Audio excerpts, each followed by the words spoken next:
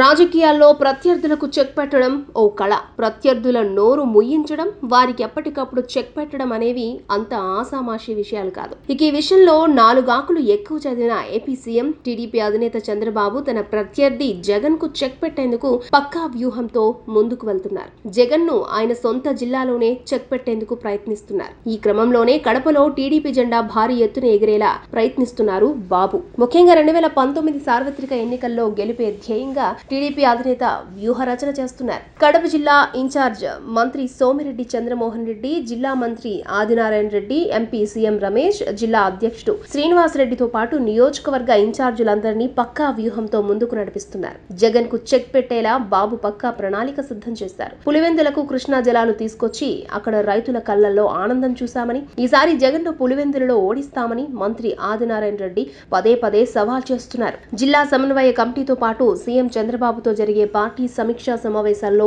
జిల్లాల్లో పార్టీ బలోపేతానికి తీసుకుంటున్న చర్యలపైనే చర్చ జరుగుతోంది. సీనియర్ అయిన ఇన్ఛార్జ్ మంత్రి సోమిరెడ్డి వ్యూహ రచనలో దిట్ట.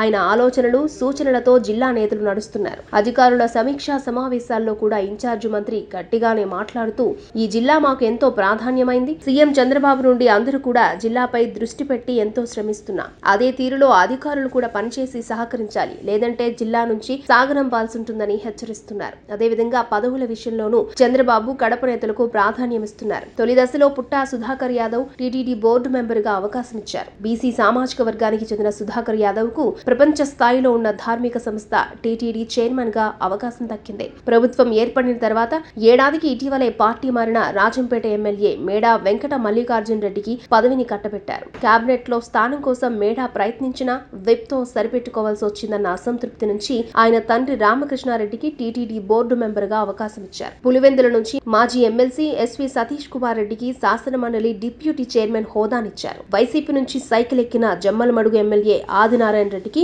ఏకంగా ఆమాత్య పదవి లభించింది. అదే నియోజకవర్గంలోని రామసుబ్బారెడ్డికి ఎమ్మెల్సీ పదవినిచ్చి శాసన మండలి విప్ గా నియమించారు. ఇలా అన్ని విధాల టీడీపీ అధినేత చంద్రబాబు వ్యూహ రచన ఫలించి రానున్న ఎన్నికల్లో వైసీపీ కోట బీటలు వారుతుందా అన్నది ఎన్నికల ఫలితాలే వెల్లడించనున్నాయి.